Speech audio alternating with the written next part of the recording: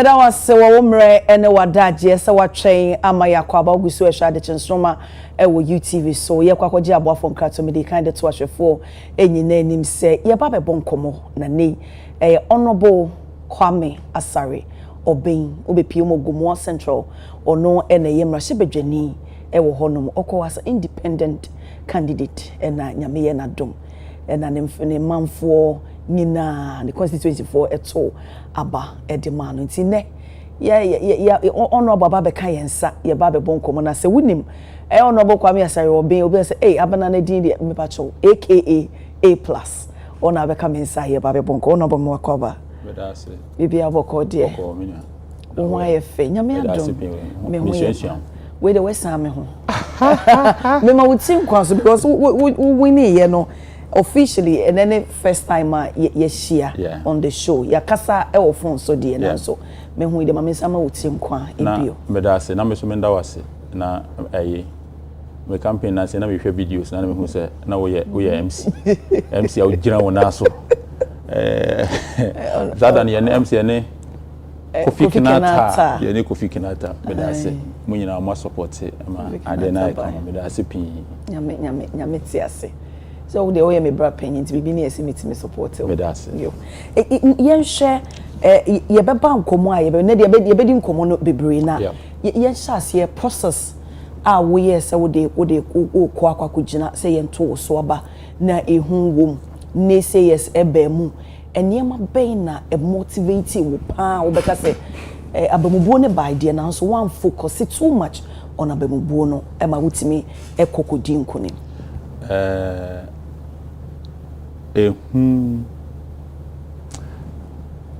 wom kakra because one say election Ghana election no but no cramba time I start election about at the tail end no because once the first me see muntem entina akoye say me ana me yemedwuma ansa na competition no eba entino time na competition eba mu no de na pressure wom kakra but I was very confident say me win Ghana for no me nyame be hu say Ghana for hwehwe ade bi and anybody who can show say or ready to give them side no more hwehwe do vote for you entino abemubo de na doso but hu say once Kwame plus me ya bosom me yet nim say we nipa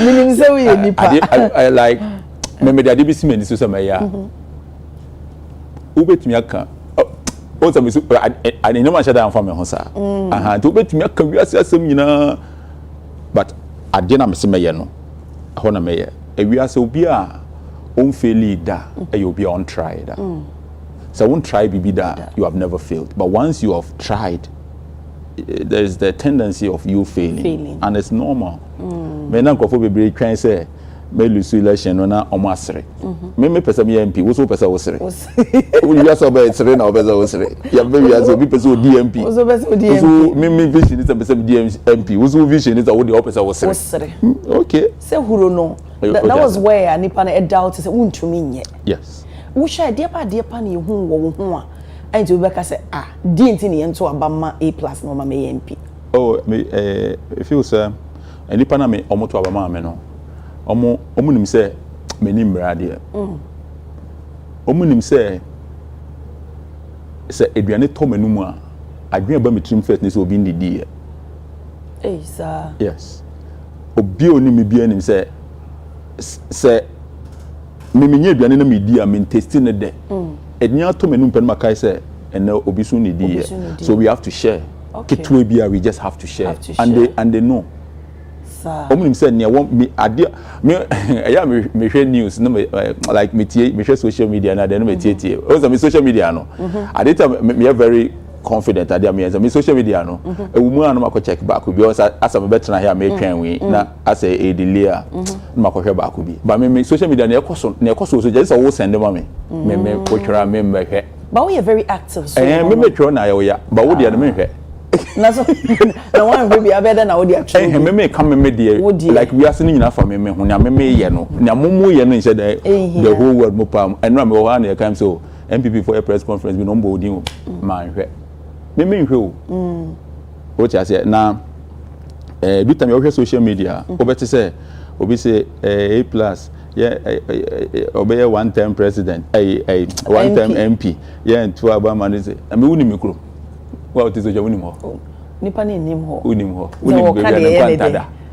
Okay, honorable, talking about, say the Wusifa, or man for whom a show cry, obey ye dear Mawo, meaning say anything be a fact.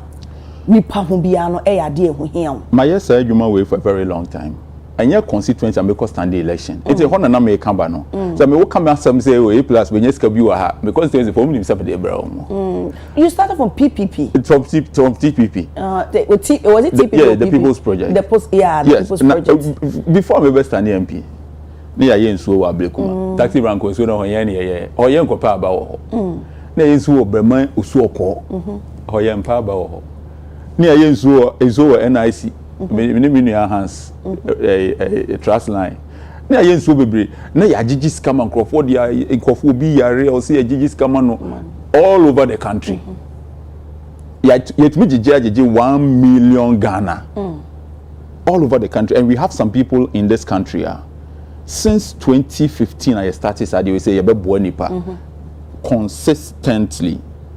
Munya the tour say nipa we hia mo they will donate. Obi to say me nua baby ene me yesure so onim se me kai wa abo nipa se frɛ no ne din a o de wo Facebook here yehu adom abna ne frɛ bi yehu adom every time like ono to me from no ka say me sika nyina ye 100 Ghana or person me send you 50 na me dey 50 to credit mo fa nko bo nipa no yehu adom and the wow yes.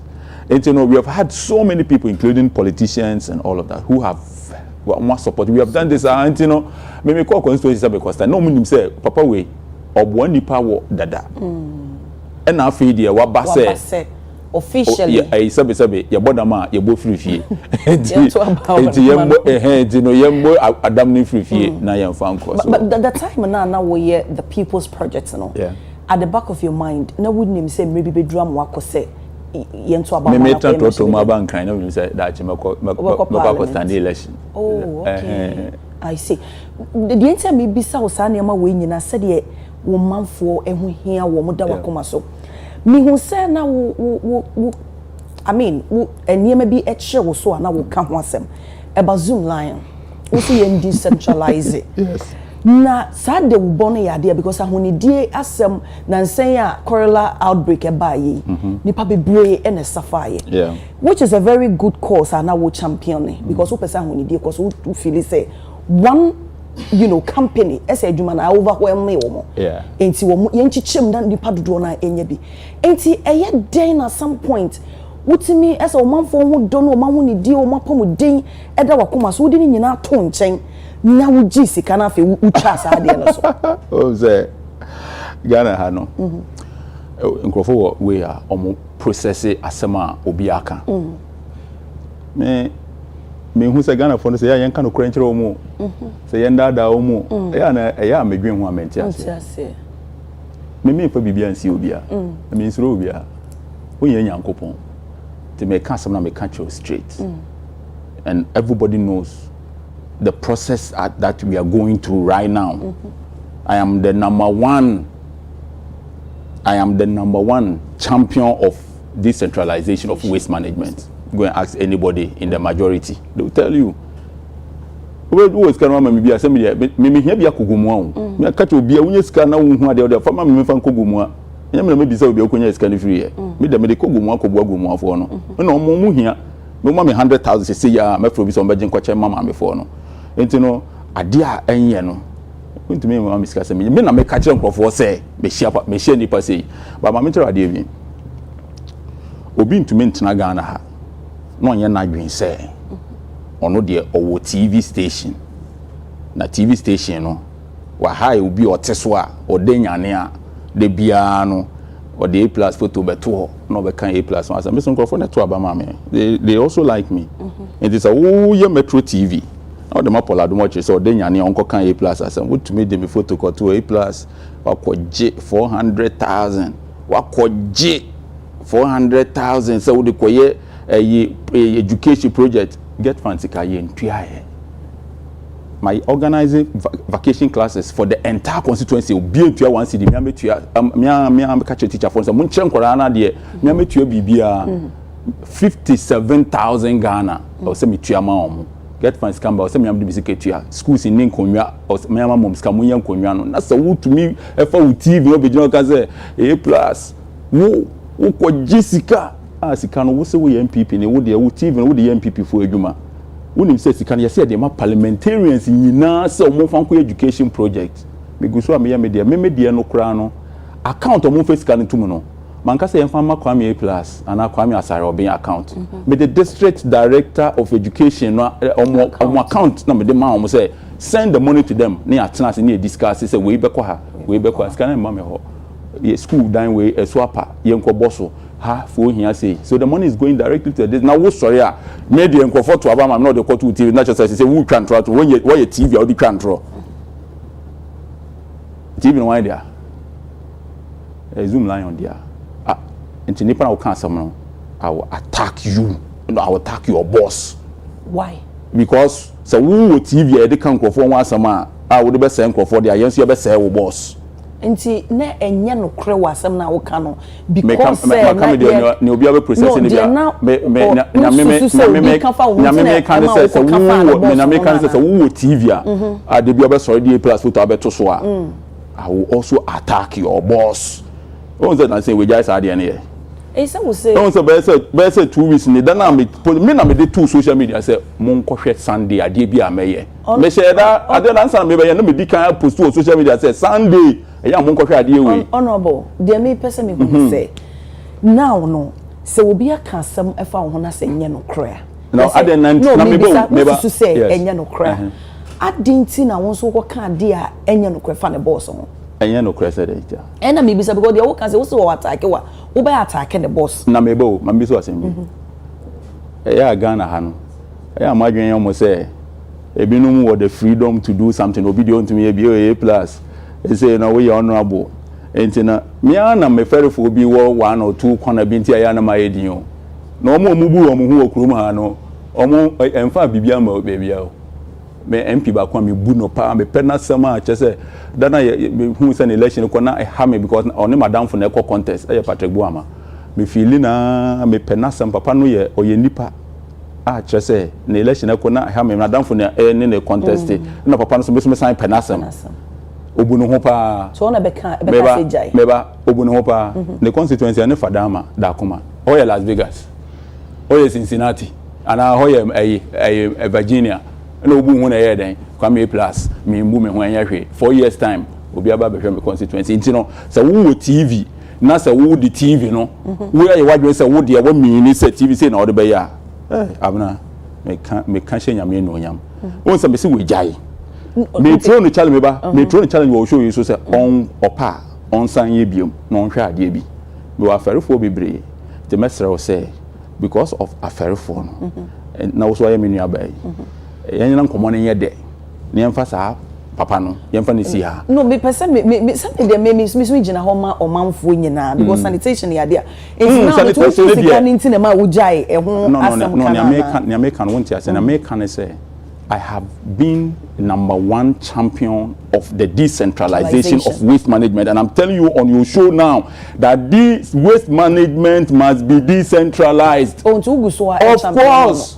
Okay. And always can me obi always can pay kwa me we are share wenim ha always can over chicha fabre me here bia kogu mu eno hia me chicha ne sa I assembly gina so ntie ma sika ne bae on fa bi meka ho me da se bi mra biom me de me hia always can over man bia ena crowd bi ba maje na me can say nipa ba ko ntumi se sabola from Accra to Paga youth no okrom bebre everybody has obi abeye adwuma ni bi enya sika ni bi. Everybody must work. Out of waste management, we can create billionaires in this country. You bet me creating millionaires, baby. You bet me youth here, can say unemployment. Or Tinukum not a sabola na ye tuane car. Enye. I was any papa. You were baby a metropolis, a metropolitan area near the Esun.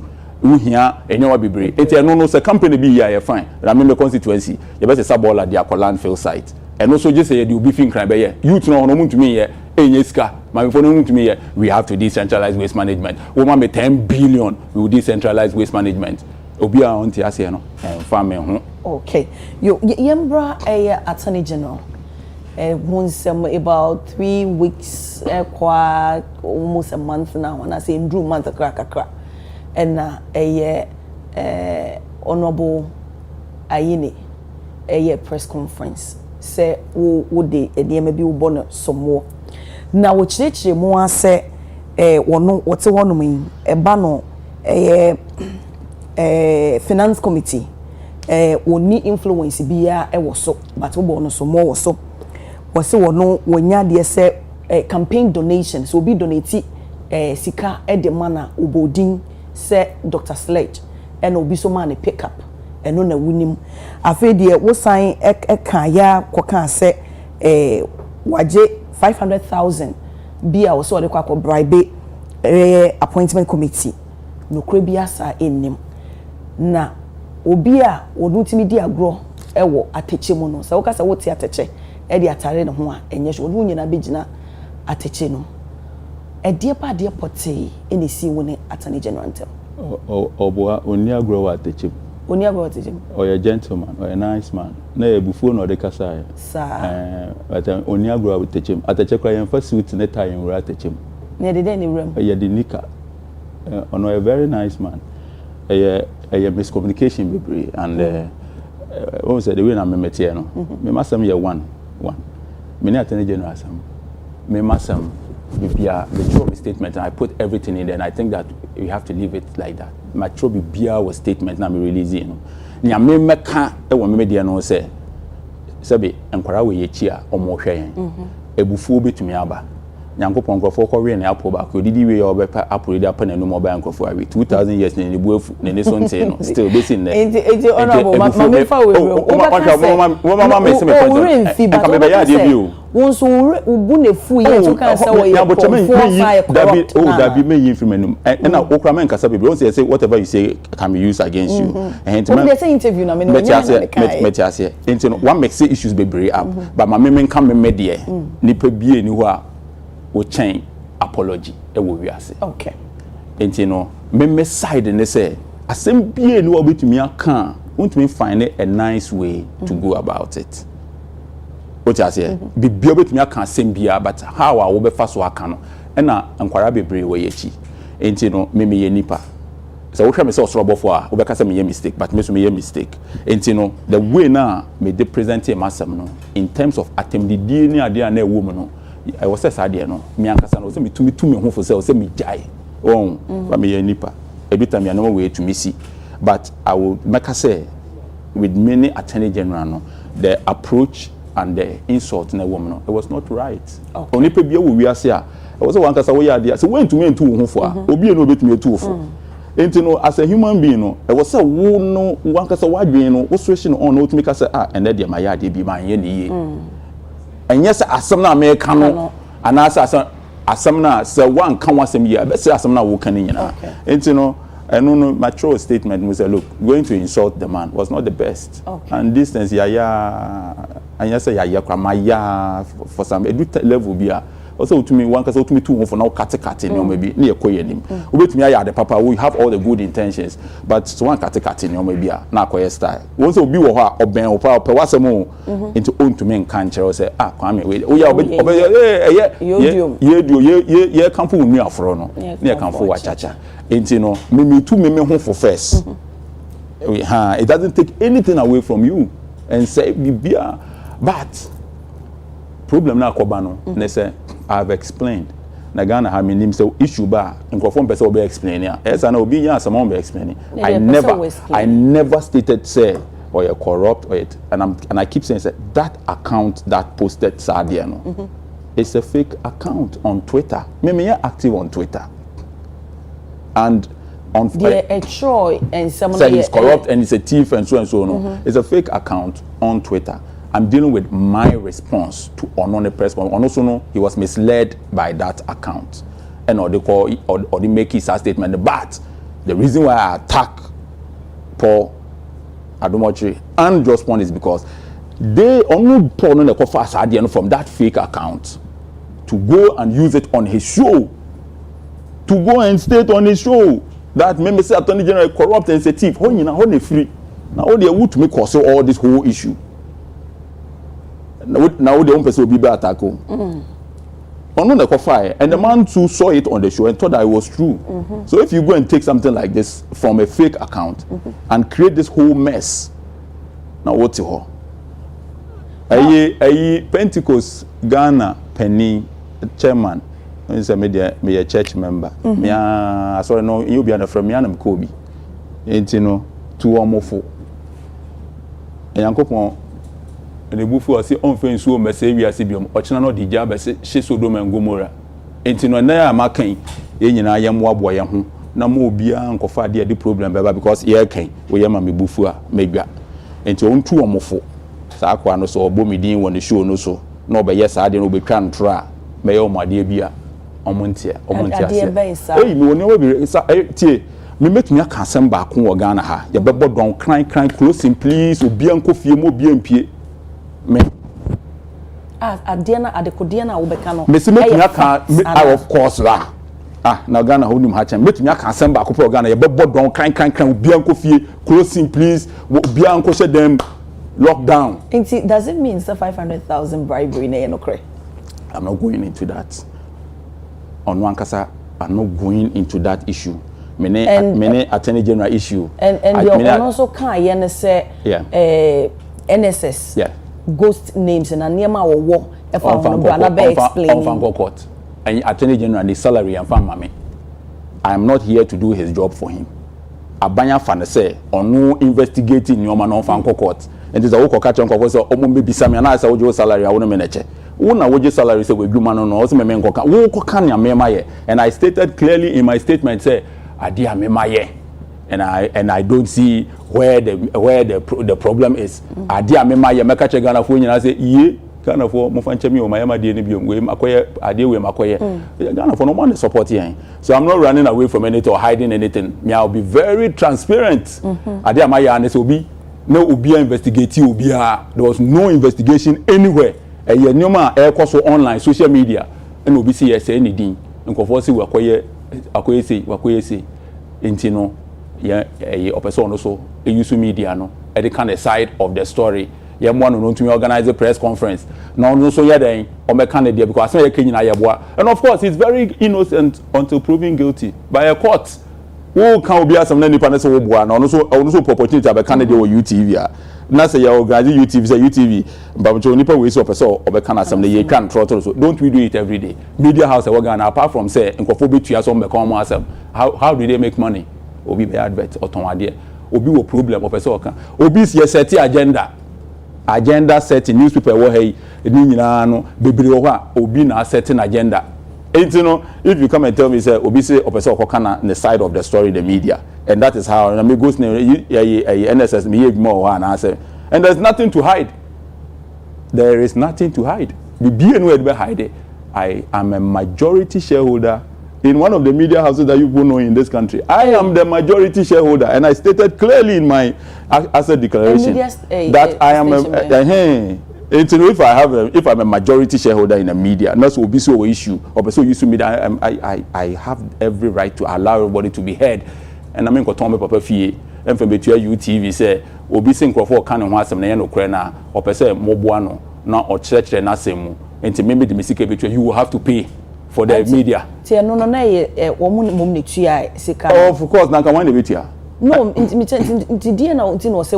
I don't know until me say obi ofuse say my bibi biom no and as ade na be say oh na ko kan me me am ye ne say me ko didi papa penny na tam or your papa penny until me dey me catch us say apart from that no bibi biom abeka na necessary one na at me nim ho no kra de me nim ni omo ye wo ho say chese say afie no me nim dey ka say nipa no want the voice to be heard into one man na nipa ben ya dabi me like wuti way we advert bebre man crofo enti me betra TVs no be say I company ben and round in a meeting na almost say ombetua san no be say it's not proper what you say who sama buy that bontin you na mpacho we advert no be that bontin that bontin anamua enti no there is no it's not right it's not proper the subject gazo na nipa we no asem no na say me nim about NSS no obi oni bibi over go to Kwame Plus on hwe uni bibi to put it out na me ma ya no can say ya bobre bedri e could dim opinion atem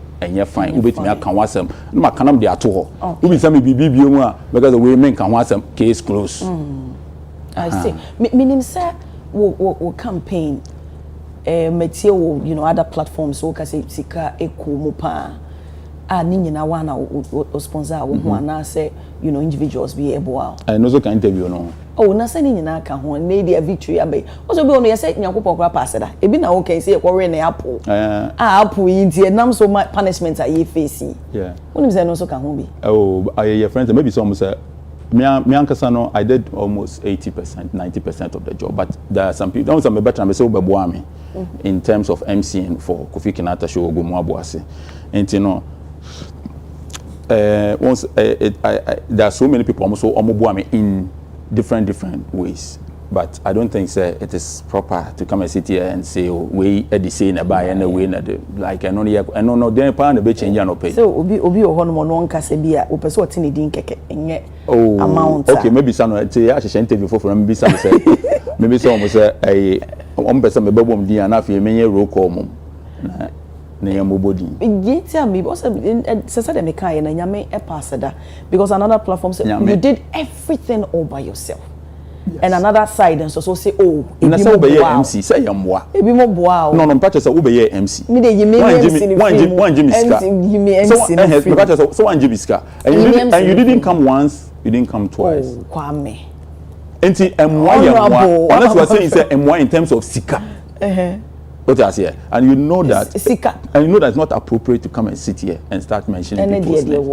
But so what the can when you say Ghana for MP crime me ba na mabo no fa no Ghana for MP say baby bi omo nsem ato into na Nigeria movie e fe chan Ghana movie no because Ghana movie no de bi ekotwa wo bush de bi amagbran gina bush ye twa bayifo movie Nigeria de bi efie no hu sika wo hu cars Ghana for mpesa anyway ye share NSB National Signal Bureau the former boss already bo ahead meaning say as a member of Parliament what's it yes sansem no recently papa iba bechire mu ba bi asika no ebi ekoye many abedwafo bi tena ha sei e mo amoka se de esi kɔ ne de e kame esi security no threat and by san say niam bi won me ekoso e wo security no ma inse say ba bonten e ma ye nyina ye ba be hu me pese me hu take on it me take ne say me MP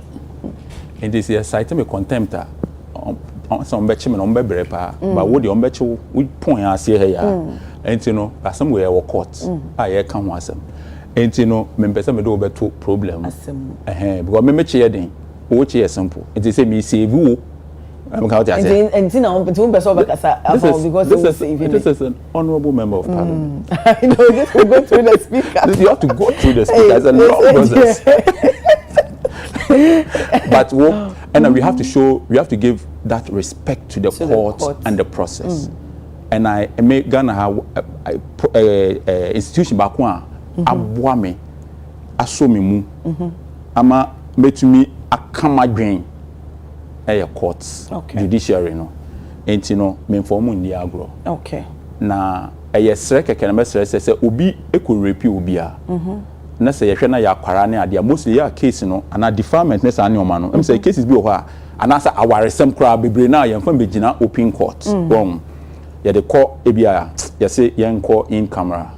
Ye ko kan some na like judge na se ne be ya on my no security ni ade menim say you possible say sansem we bebre wa MPA abontia and I trust the court no dia kono I believe say this thing on my no security egina ade we so and omadwuma na omoye no I believe that they are doing the right. The court is what it has to do, but me adventure and say security in some yamfan to abontin say enti no omonhwe we ombetumi edile say we say nipa no jail or court or jail so ye den better no, but these revelations no from where I sit, what I know, how I understand these things, I think say baby aye do ni enjina ho.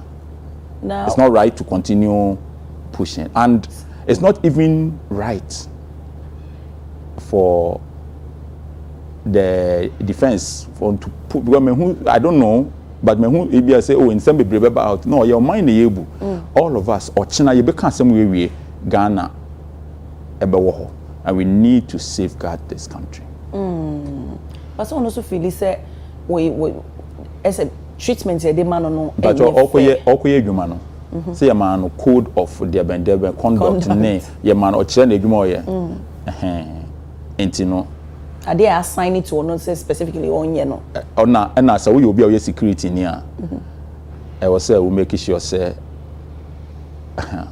otene o maybe or not otene ma bebre ase otene ma bebre ase na I court mrano crash say until say court because we are guilty no we are innocent.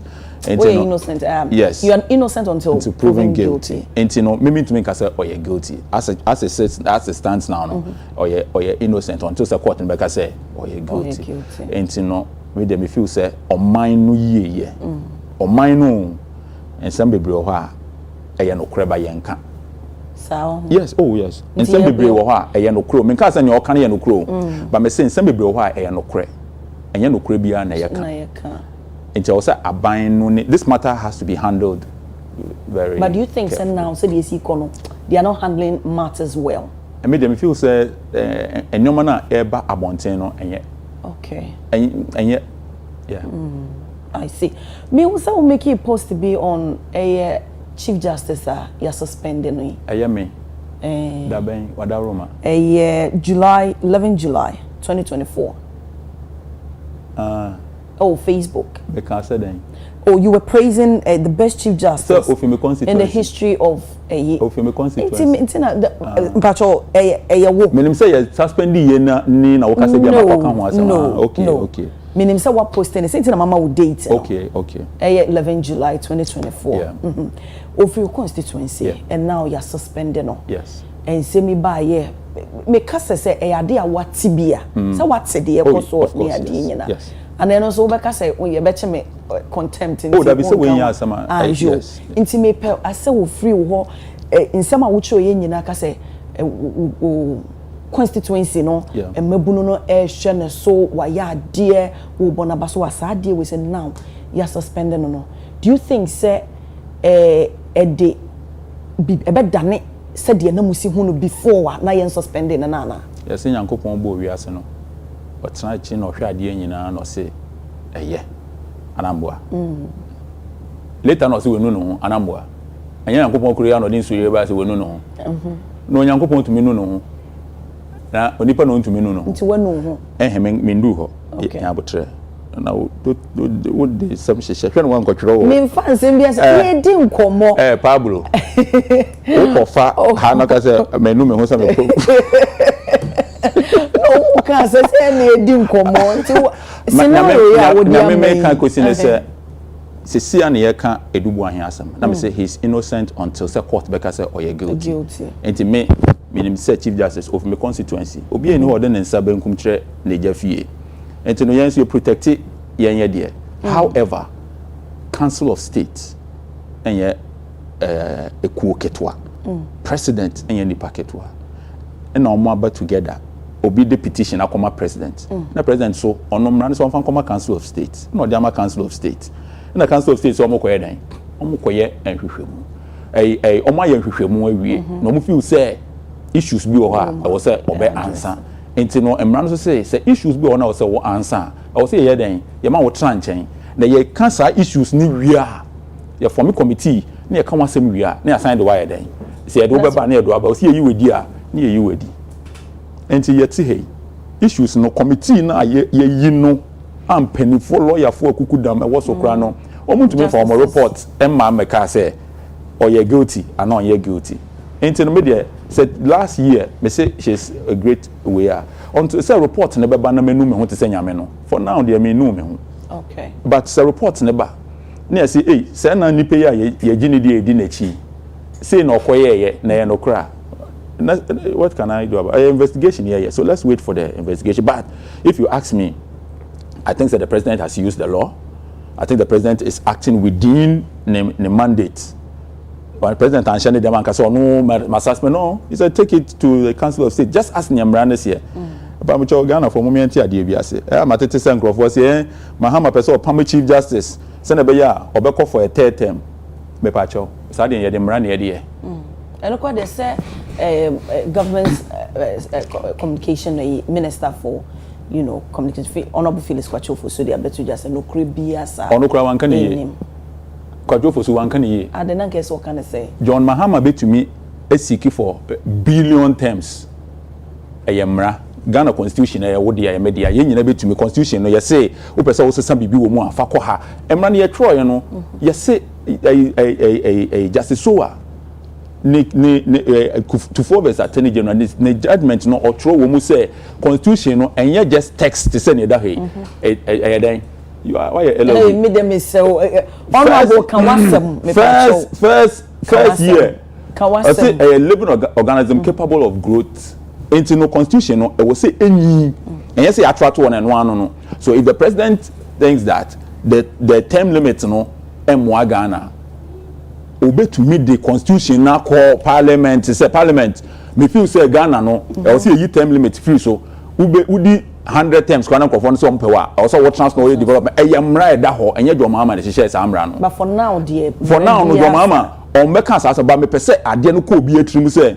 Nya ye de say do mama petete o petete omu ya lawyer for omu nim nyamrane ka emrane say John Mahama feel so person o tena so biemu a on famra parliament obo ba beto yen wo ho yen ne behwe ade no aka say okay emrane ampa ya change mrana yen say wudi president obetumi edi akusi say obewu ana say kura yen to aba wo Ghana ye betumi akọ parliament aye mra say Ghana kura yen to aba biemu ya parliament betumi mra say Ghana yen to aba biemu obey into no say no but me preempt omu sorry omo bi ehu say enye John Mahama na abehye samra no eyemra da ho it is a parliament approve ye the mraba na parliament approve say ampa ade we yasesa na enya the numbers to do it obeka say eye hwan na MPP for ye say speaker entumi to aba hefa no mo kokko ye say speaker betumi ato aba omo de mrana na omo de court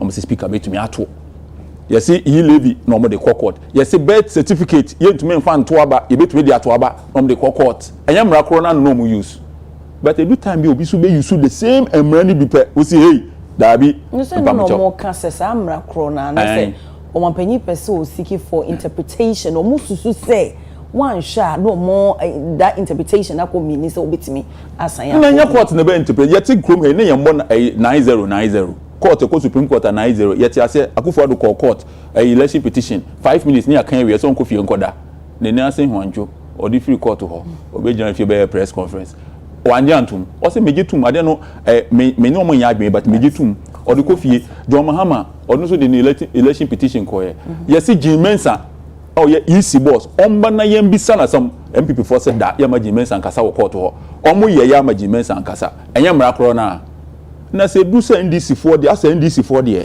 Ghana ha edu omo so dia constitution no yema obi ntino opposition no easy no na kan se won kasa na se MPP na omo defend omo make sure say yema Jim Mensa nkasa wo court ho you follow this case EC is an institution on its own they ensured that the electoral commissioner will never testify in that matter when cross-examine electoral commissioner no but no right to do so the constitution and no person obey in our backing of omo and omo aban mu sa time no and so they decided that they will not allow her they will not allow the we know your friends and opposition for no defense lawyers no to cross-examine her and they didn't they used the same law into mpamocha emra na nya nipa ba akodia ye nyina ye dia but do you think say now the opposition party no feel say man ye komo say na 3 days ya mo feel say emra ye bibi and na 3 days ya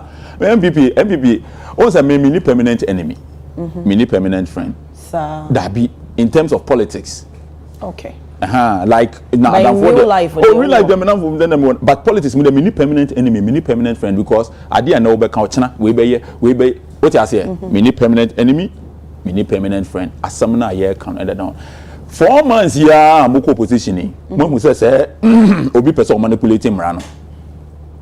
How many times ye Akufo-Addo ye president o yi Charlotte Osei no and yet the same process ye the chief justice suffers no the first ye Charlotte Osei ye the petition by ye o say tena nchen na ye investigation obi na opamo no wa ma na bicycle baako end of service benefit wa mani bi.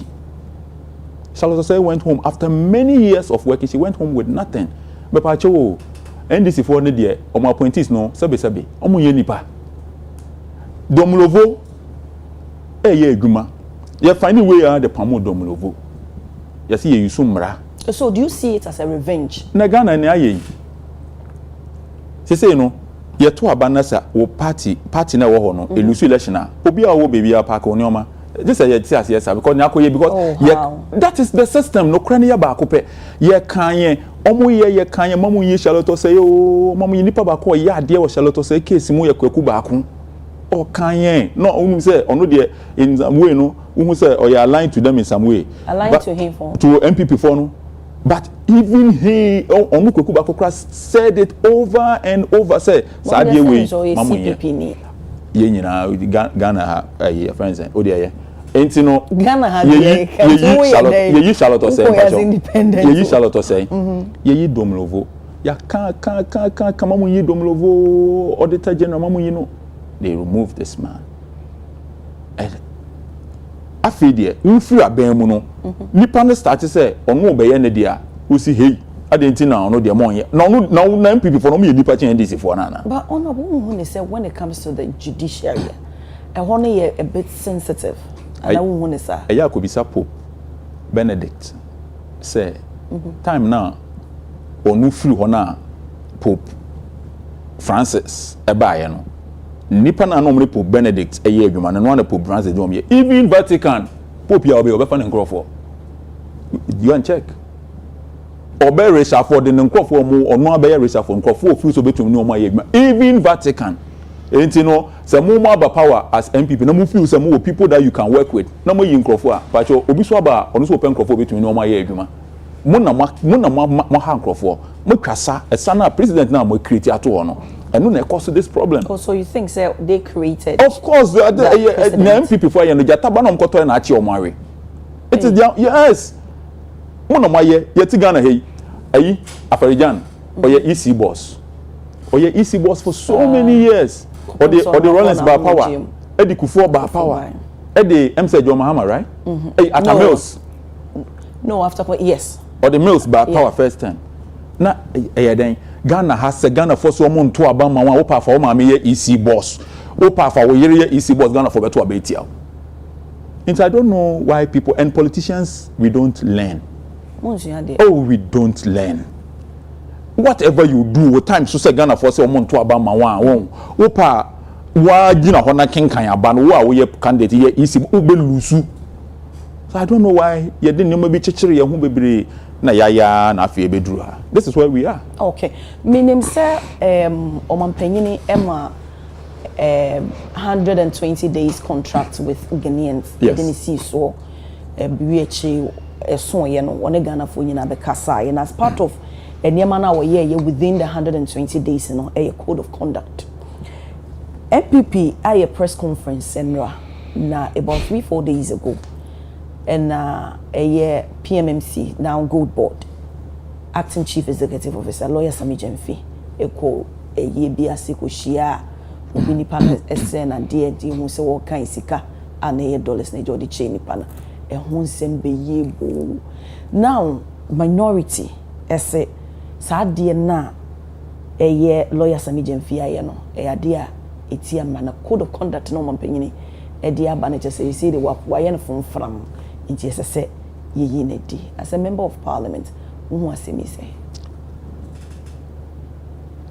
on press conference now mo ye the cancer asem I was say o no kra na o say ye code conduct was her press conference na say me come asem nwa minority for now mo ye press conference no bodua obi anfa na yere ne mam bodua say press conference omo ye nyina ya omo ntua na omo tua mahefo oh twa kai me Ghana ha no cry pa na ye problem wo krom ha azan ni like omo ye press conference no omo de na emma bontin o say bia wa mo obi sika enti mo nche sika mo am ye press conference no mo nche sika omo chama mahefo obi a wusia na MP me as MP say me be pia no pa this I will come bank on back catch the bia me hwe small note enti omo nya small note ye share that from say 2020 about 10 about because unam kromu a abeya nom nkofo be sra wade you have to dash people but we don't say $1 so yen no obisika ya we ko wi abansika code of conduct na da ho na obi ade ye dede no ya twa wom se wo che obi ade a ye be twa na se wo koje ade a ne ye che wade more than 20,000 so ne ye twa se wo che obi ade a ye problem wo se yen use de na nkofo mpese ye be use ade a ye friend se emra wa wo use code of conduct no code of conduct ye ntwa wom se mo obi a nche obi ade me de me same je fi na me nhira no wa ya ade wa boa me enra me na ma na me hia me constituency fo bi na omo ba honorable ewie mu ye pebi ba say mo pesi e pebi unti ne aba so say aban say me nche ska me chemu ska wa ha ye de me be ko police bo ba chemi e te say me de twetwa me ho nti na mo nti mo de bo mo na say me mo bi nche obi ade na say what be that obi enam no we share obi na wa che na de how the whole Ghana for 3 days your problem is say obi a che obi ade but baby so mo gina mo de me yentua na ka obeye ejuma no yentua na ka say sami jemfi before obeye ejuma no onte airport hills so na man for say oh sir sami jemfi before obeye ejuma we NDC for ya de ma anya ade NDC for you're throwing your own person under the bus the youth NDC for youth na mo social media me asama me ka no he wo twa audio social media nipa be 10 na be comment on be maybe the whole Ghana kwabrocho obi ahwe me me comedy no wi akodi matam what do you mean so much throw you are throwing your person under the bus NDC for nto mo petse mo kase sami jemfi ebecha ade wo krum ha gisi etua ne ka in the election all che motorbikes across the country no enu mo ehu ni etua ne ka wo go board we be say na say on nya position no odidi no wo position okay meba no odidi okay meba the whole Ghana say no me hu say Kristo nti no kure ni krum anti say de dua bonko a media for mo krum ha nyina mo ka sami jemfi asem obiambo dua say sami jemfi emba TV so for 8 years in opposition or kwa wa sort boys in out sami jemfi sort everybody out media ni bia be kan bibia wa bo hu dua because we dibi before sami jemfi beba power mon ka no kure me sami jemfi o sham no chebiska ma be kan wa so eno me hu sami o chebiska wa won't answer no so be kan na say o san de no san kwa na wa chebiska mo media for no na mon ka no kure na me hu na mo yes story oh we na ba etimi trigger nipa na yakeka nsem na Canada Japan de woni ne ya de obekọ akoka woni obi wunim se woni obi ekowi aponchi wi a wo ka kire nkofo nsa akọ we yo pemponchi wi a ene aponchi wi abete aponchi wi abete ye nyina na ya ekowi aponchi wi a wona ma se o abena de the wi opemponchi wi ade ene aponchi wi abete men kwaka sa abena de woni ne ya de na wakoka wo so wo koka sa asem ne ye den obi enu ha pure water special ICB nam devancing obi aye nipa obi a obebia mekoko a eye ne ya what as a media from okrom ha nyina all of you for 8 years in opposition me fie ha kan ha me fie ni mombo dia say sami jemfi emba studio a ansa sami be fi ho no everybody will be sorted that is sami jemfi's life everybody for 8 years in opposition there obi we media ni na sami jemfi unya an encounter with him beka hey na mo de obi chese mo pese obi a ti ho no na dwe nyina say otwen obi down for sami jemfi and fiase a good one here be ma na ye den that do you think say opposition say sami jemfi and fiase because now what can say opposition for ya omo ye opposition for ya omo ye omo ye omo no eno omo ye press conference me hwe opposition for ya omo gina ye press conference na omo kasa me hwe omo din ba ku wom sami jemfi a che $800 into wo etumi to ka free be ye press conference wo baby mama 2 kwan a otena first class no wo baby mama te first class I want no na baby mama na kasa ye adwuma wo to ana o je adwuma o je na wo baby mama ye adwuma to meet na first class me je mfidie obi a in opposition not airport was lawyer ni Ghana ha ohia ye mo akondo too much ohia ye mo fe enta ma ya ma oman we obi nye skape no de akoto dan wa abrochire because ye face can intrakwa because mo mpe no kre A+ menye ska matomika metim sisi ko MP akoto ka akwa na ote bicycle so na okọ no wato dan wa abrochire mo de na da Ghana for na da ye mo fe too much ubenya Canada Japan me de be politician no me wo sika me sika nie fa no asa na akwa na onka nkyerɛ so wo sika unim sika o wa wo yembe hyew unim sika o wa enti mo bi a oka no kora no ma ne ho ye wakono sameje fi onye bibia he has not done anything wrong. And I will ask him, say, he should never stop being a giver. We should be take care of him. Now politics na you krum hano.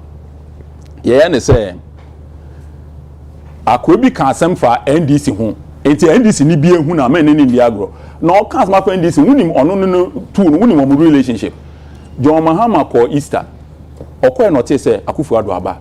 John Mahama as president of Ghana na tu ne convoy ko Akufo-Addo. Anamboa.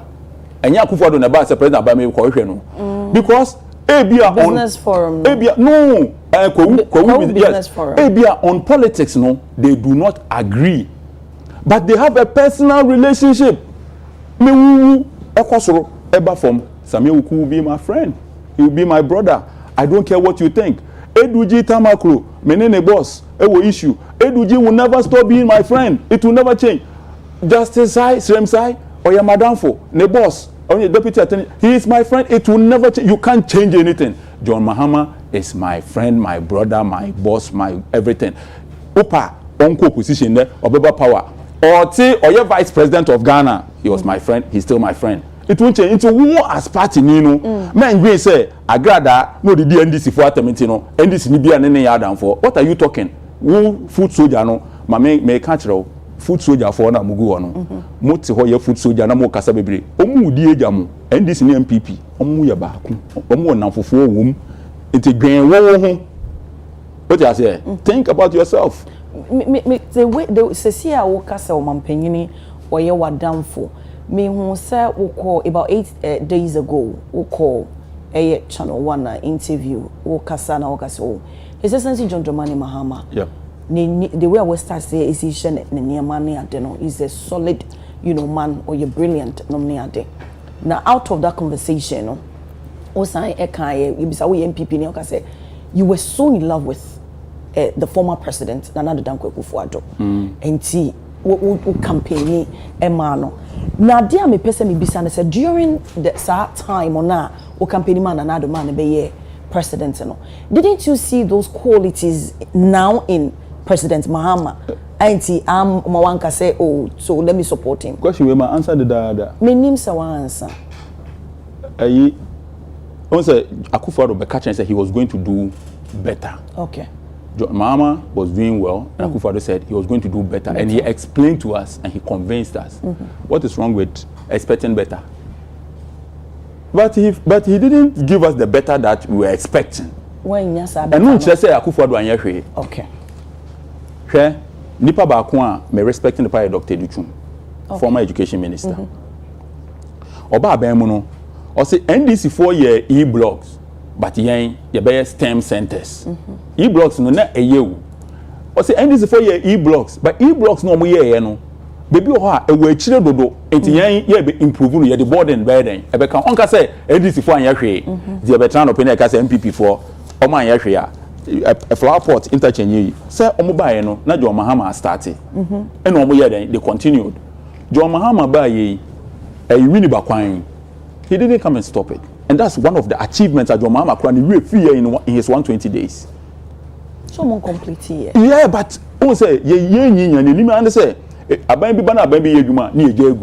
but go and look at the work. The government has ensured that that work must go on. Abain you continue, and that is what we are looking for. Akufo-Addo, we are expecting him to continue a lot of things and to do better. We didn't get that.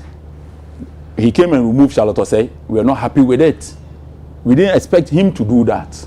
He came and removed Domlovo. We didn't expect him to do that. There's so many things that went on that we didn't expect him to do. I was not the only person. Many Ghanaians agree that Akufo-Addo didn't live up to their expectation. They didn't say Akufo-Addo didn't do anything. Which are we one of them? Of course, and that was what reflected in the last election. Percentage no munya. So majority of the people. Now John Mahama has the goodwill, and we expect that he should do. Look at the city. It is doing very well. We hope that it will do better. Bibi no man implement it. And as you betimi dey share a trade war between America and China.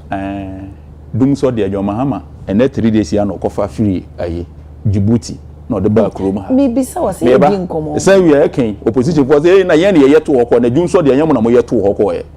And the John Mahama na dey buy. Papa dey and your modia. Nya ye no dey John Mahama dey buy.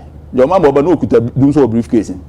Mo ankasa mo bra na mo bo 8 years no na e di dum so no abasesi. Enti no sidi no eye ade papa aban the goodwill that aban no very goodwill.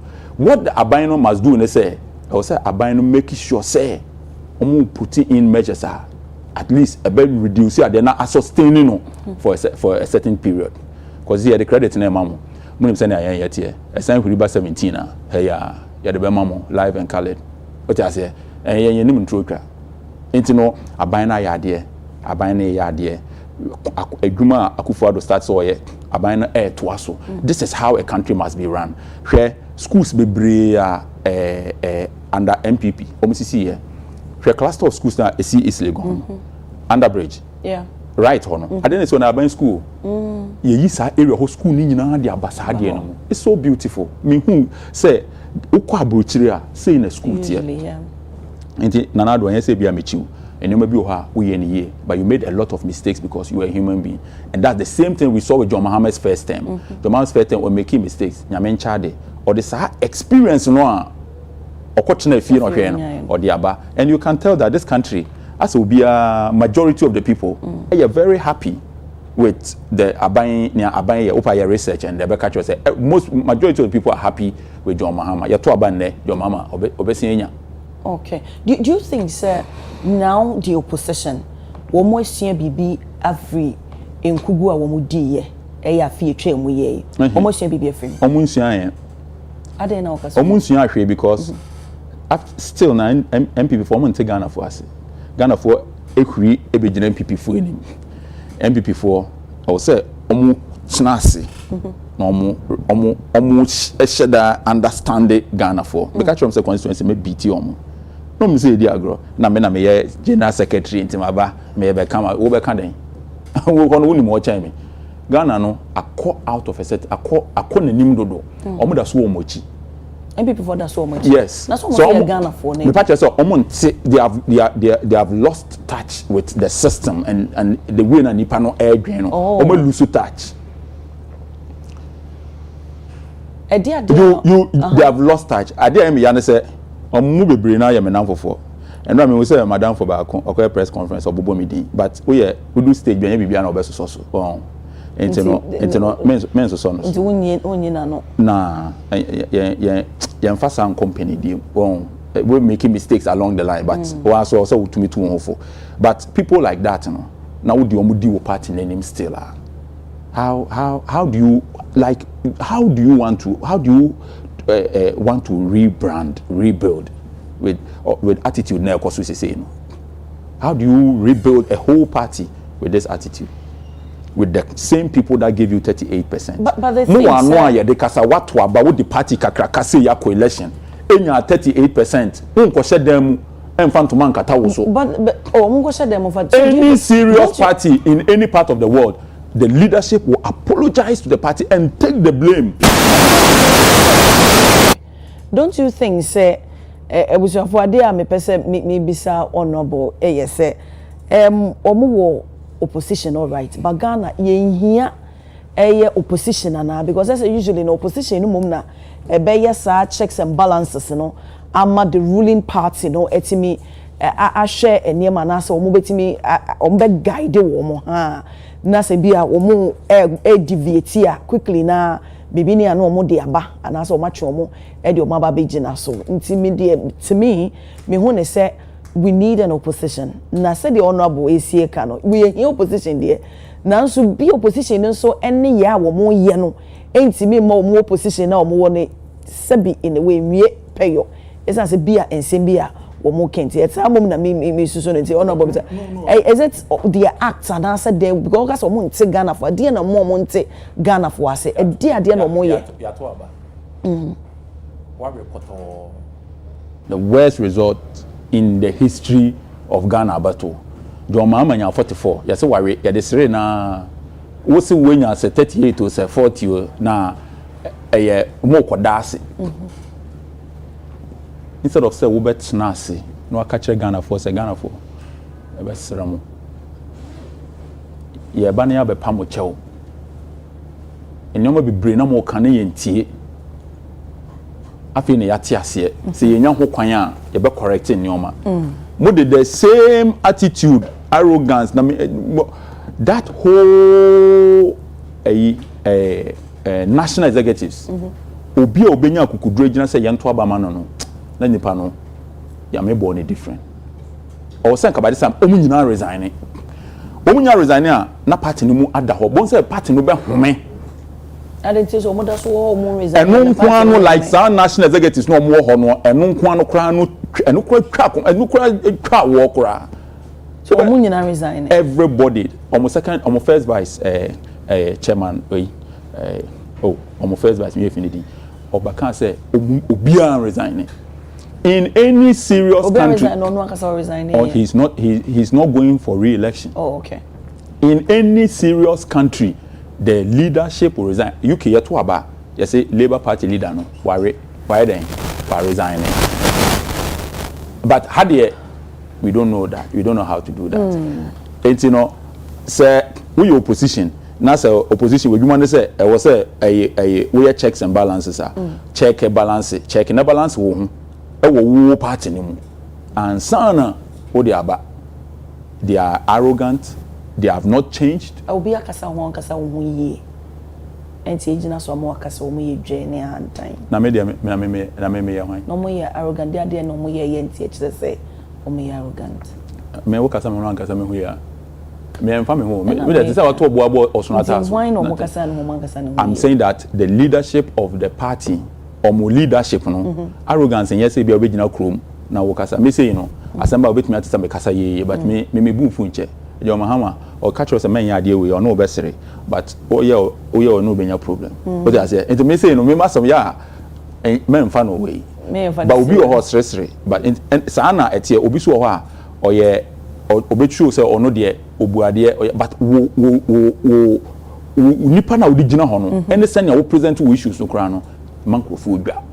Okay. The way ye can't some say or many more ding response out of Bemano, a manko food.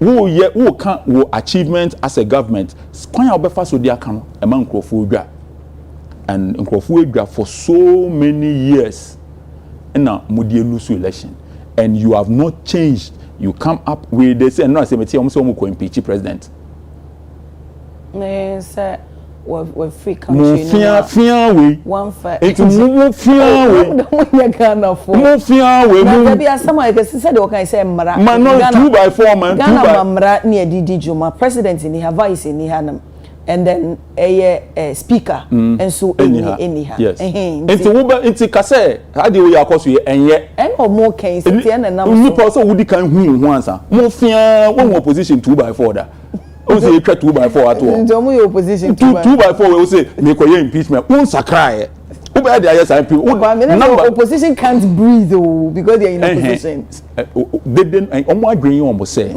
they didn't know na e de omo ebebe said no grounds work okay omo MPP for me too mo minister for interior deputy minister for interior police bibi ahye na say ono na me too no adwuma no wo form mo fansuan de ayo matimi me ye pre na ye be me jawa ma wako Dr. Dampare wotenenka yes ne ho ye yeah he's fine wasum Ghana why no betumi aye bia aboa Ghana aban amambuo no obi ye no obi abeto aso yenya IGP foforo ono so ebeba non so abaye bia to aso okay na ono ba abaye to aso Ghana fo na wechire na beka se oya ade ana se kudalo ya ade ana se hwan ya ade ne nyina no ewo ho obi a ehwe enti no yebe bo IGP foforo no abaso ne ya hye ne nkuran se onye no esana ba na Dr. Dampare ade ato won ko si won Dampare we raise bar no to some level